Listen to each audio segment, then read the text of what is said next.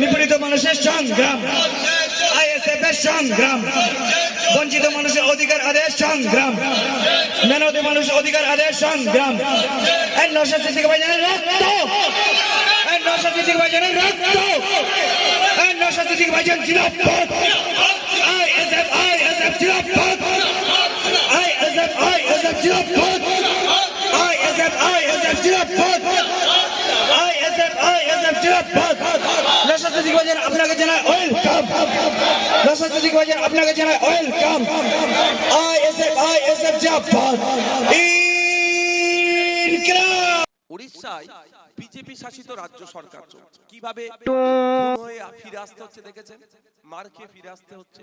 রাজ্য সরকারের কোনো হেলদোল আছে? কেন হেলদোল নাই? মারটা খাচ্ছে কে? দলিত। মারটা খাচ্ছে আদিবাসী, মারটা খাচ্ছে মুসলমান।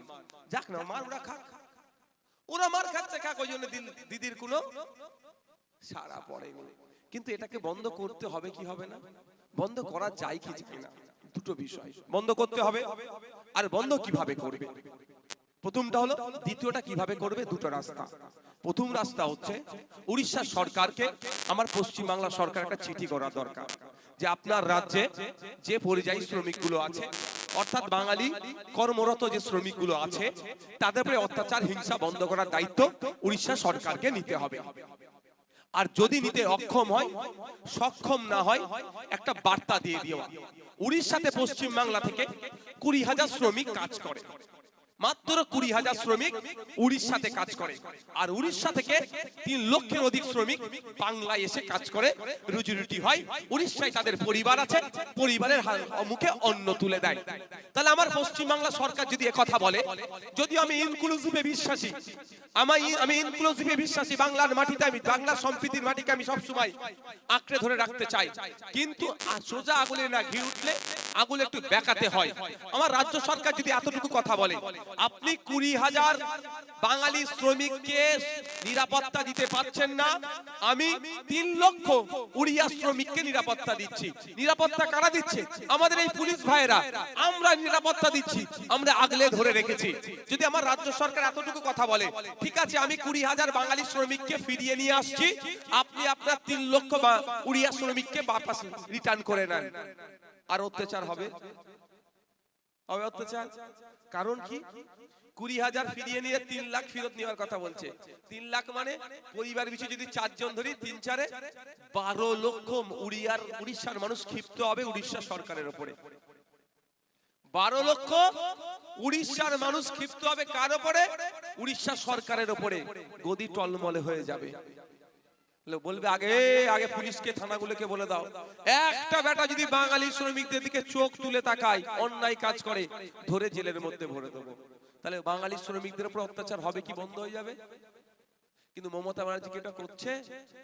আর আজকে যারা লাঠি দিয়ে ছুটাছুটি করছো, ব্যানার ছিঁড়েছো, পতাকা ছিঁড়েছো, নিশ্চিত ভাবে জুয়েল শেখকে, জুয়েল রানাকে খুন করেছে। যদি আপনার মন না কাঁদে, তাহলে আমাকেও দুঘা মেরে নিন।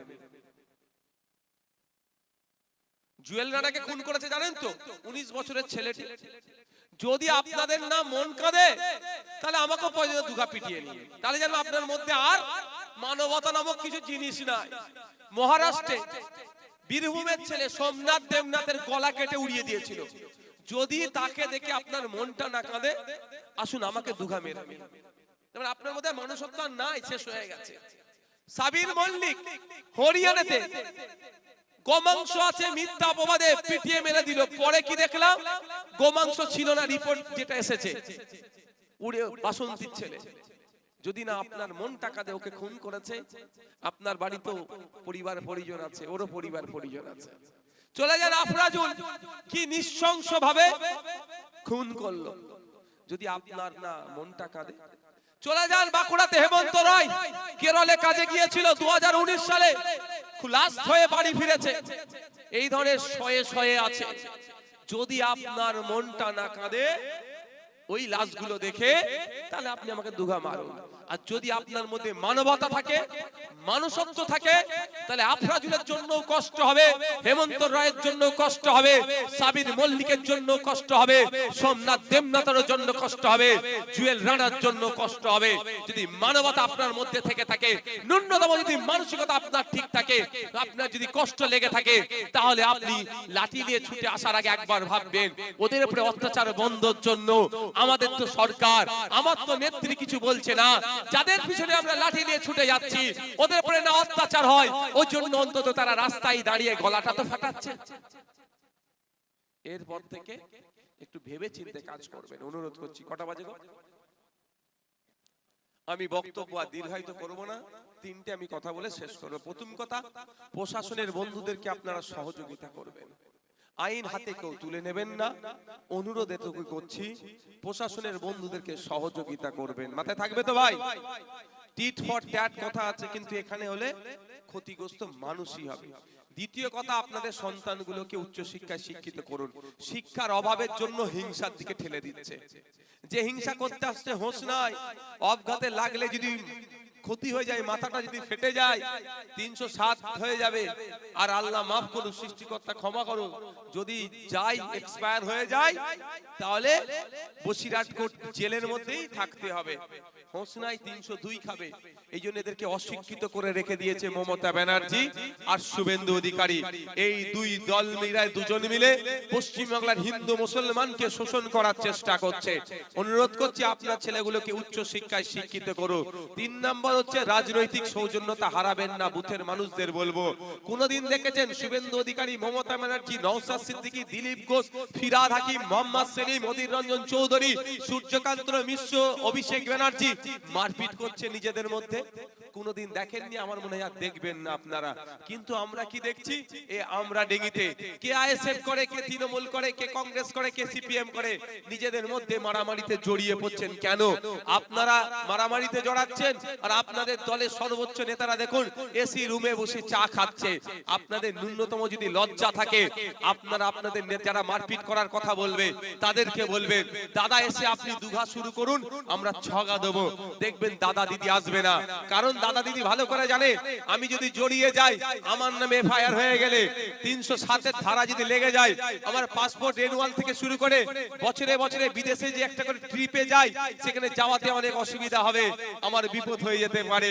আবার কেউ যদি মারা যায় তাহলে আমি ফেসে যাব, আমাকে জেলে থাকতে হবে। সেই জন্য কোনো দাদা দিদি হিংসায় জড়াই না। দাদা দিদিদের চামচা যেগুলো আছে, চারানার নেতা আছে, যাদেরকে যখন ইচ্ছা দল বার করে দেয়, যখন ইচ্ছা ঢোকায়, তারা দেখুন আজকে হই হই করছে। মিনাখাতে একটা বড় নেতা ছিল, প্রচুর হিংসা করত, তার নাম নিচ্ছি না, নামের আগে পরে তিনি আবার হাজি লাগিয়ে ঘুরতেন। আজকে সেই হাজি সাহেবের অবস্থা দেখুন কোন তলে নিতে চলে গেছে। হাজি সাহেবের হাত থেকে ক্ষমতা কেড়ে নিয়েছে, এখন গরু ছাগল ওই দিকে হাজি সাহেবের দিকে তাকাচ্ছে না। কিন্তু হাজি সাহেবের হাতে যখন ক্ষমতা ছিল, গরু ছাগলকে এক ঘাটে পানি খাওয়ার চেষ্টা করেছিল, অনেক অন্যায় করেছিল। তাই এতটুকুই বলছি, কে কখন কোথায় থাকে, কার ক্ষমতা আপ হবে, কার ক্ষমতা ডাউন হবে, কেউ বলতে পারবে না। কালের ক্রমে আজকে যে নিচে আছে, কালকে সে উপরে উঠবে, আবার কালের ক্রমে উপরে যে আজকে আছে, আগামী কাল সে নিচে নামবে। সুতরাং উপরে থেকে কি ক্ষমতা উপভোগ করে কি ব্যবহার করছো, কালকে যখন তুমি, আগামীতে যখন তুমি নিচে নামবে, তোমার সাথে কিন্তু সেটা গ্রামের মানুষ ট্রিট করবে, এটা মাথায় রেখে এলাকার মানুষ ট্রিট করবে। তুমি আজকে ক্ষমতার মসনদে আছো, ক্ষমতার মধ্যগগনে আছো, তুমি যদি মান ক্ষমতাটাকে সঠিকভাবে ব্যবহার করো, আগামী দিনে তোমার হাতে ক্ষমতা না থাকলেও গ্রামের মানুষ তোমাকে শ্রদ্ধার নজরে দেখবে। আর তুমি যদি মনে করো ক্ষমতার মধ্যগগনে আছি, মানুষকে মানুষ ভাববো না, প্রশাসনকে জোর করিয়ে অন্যায় করব, আগামী কাল কিন্তু তোমার জায়গা ওই শাহজাহান শেখের পাশে হবে, এটা মাথায় তুমি কিন্তু রেখে দাও। তখন হয়তো তোমার ছেলে মেয়ে, স্ত্রী, পরিবার যে ভাইজান একটু দেখুন, হয়েছে তৃণমূলের ছেলেরা জেল খাটছে, বিজেপির সাথে ঝামেলা, সিপিএম এর সাথে ঝামেলা। আমি জেলে গিয়ে দেখেছি অনেককে ছাড়িয়েছি, তৃণমূল আর পাত্তা দেয়নি, দেখেছে জেলে ভাইজান হাউমাউ করছে। নাম্বার দিয়ে এসেছি, পরিবারের লোক দেখা করতে আসলে বলেছি আমার সাথে দেখা করতে বলবে, দেখা করেছে। তৃণমূলের অনেক নেতাকে জেল থেকে নওশাদ সিদ্দিকী ছাড়িয়েছে, অন্যায় ভাবে তাদেরকে ফাঁসিয়ে দিয়েছিল। এখনো কাজ চলছে, এই পার্টি নওশাদ সিদ্দিকী করে। ভোট হলে দেবেন, ইচ্ছা হলে দেবেন, না হলে দেবেন না। চোখ কান খুলে চলুন। ভোটের জন্য আপনার পাড়াতে মারপিট করবেন, আর কলকাতায় সন্ধ্যার পরে টিভির সামনে বসে ফেস পাউডার টেস্ট পাউডার মেখে বলবে এটা হয়নি সেটা হয়নি। অমুক অমর রাহে বলবে বছরে একটা দিন। বাকি কেউ কবরে গেল, কেউ শ্মশানে গেল, নাহলে কেউ বসিরহাট জেলে জীবনটা ধ্বংস হয়ে গেল। এই হিংসায় আপনারা জড়াবেন না, এইটুকু অনুরোধ করে আমি আমার বক্তব্য এখানেই সমাপ্ত করছি। সকলে ভালো থাকবেন, সুস্থ থাকবেন। সাংবাদিক বন্ধুদের ধন্যবাদ জানাই, যারা এত বাধা বিপত্তির পরেও এই এত সংখ্যায় মানুষ এসে উপস্থিত হয়েছেন। আপনাদের লড়াইকে কুর্নিশ জানাই, আপনাদের সিদ্ধারাকে স্যালুট জানাই। আমাদের আমরাডি নেতৃত্বদের ধন্যবাদ জানাই, বিধানসভা নেতৃত্বদেরকে ধন্যবাদ জানাই, সর্বোপরি প্রশাসনের বন্ধুদেরকে ধন্যবাদ জানাবো, যাদের প্রচেষ্টায় আজকের আমাদের এই প্রোগ্রাম সুষ্ঠুভাবে শেষ করতে পারছি। আর একটা কথা প্রশাসন বন্ধুদের বলবো, বাংলার এক প্রান্ত থেকে আরেক প্রান্তের মানুষ চাইছে পরিবর্তন। বাংলার এক প্রান্ত থেকে আরেক প্রান্তের মানুষ চাইছে নওশাদ সিদ্দিকীকে। তাই একের পর এক প্রতিটা গ্রাম, প্রতিটা বন্দর, প্রতিটা মহল্লায় সবাই ছেলে পিলে এগিয়ে আসছে নওশাদ সিদ্দিকীকে একবার আনতে হবে, একবার আনতে হবে তাদের সুখ দুঃখের কথা বলার জন্য। কারণ বর্তমান বাংলায় এমন কোন নেতা নেই যে তার মানুষের সুখ দুঃখের কথা বলে, মানুষের অধিকারের কথা বলে। সে সাহস কারো হচ্ছে না। ইন্ডিয়ান সেকুলার ফ্রন্টের পক্ষ থেকে সারা বাংলা জুড়ে অধিকার,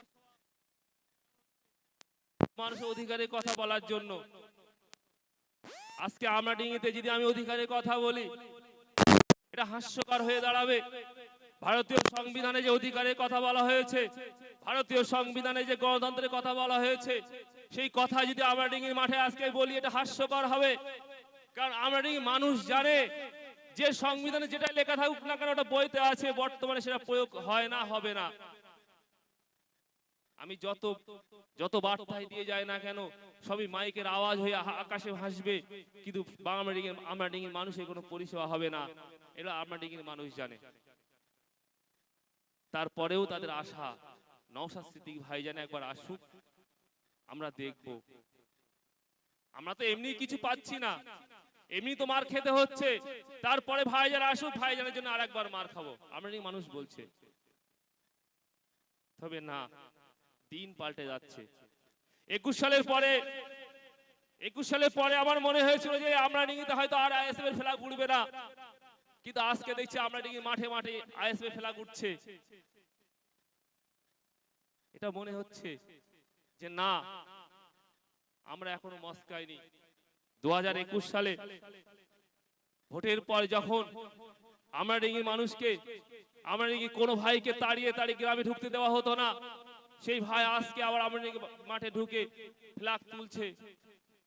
কারণ তার পিছনে একটা বড় শক্তি দাঁড়িয়ে পড়েছে, তার নাম ভাইজান। আর সেই ভাইজানই আসছেন এখানে।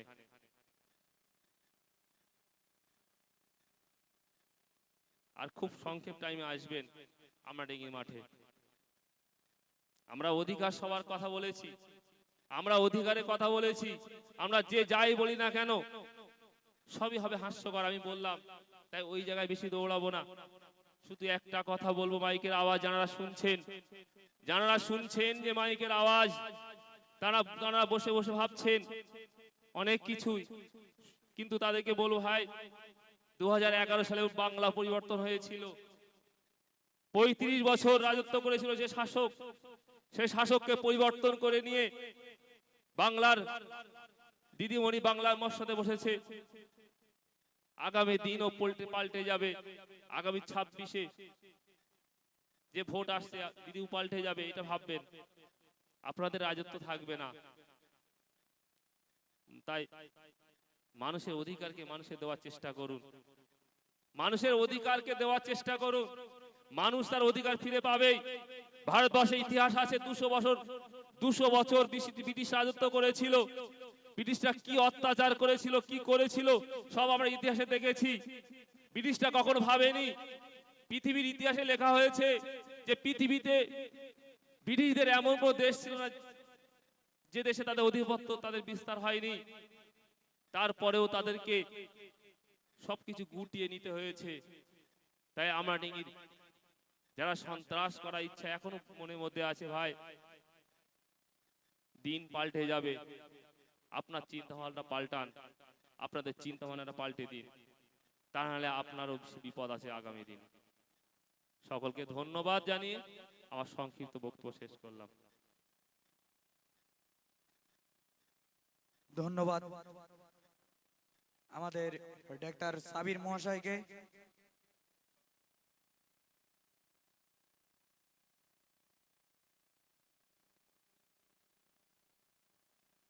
আমরা এই অধিকার সমাবেশের পরবর্তী বক্তা হিসেবে আমরা ডেকে নেব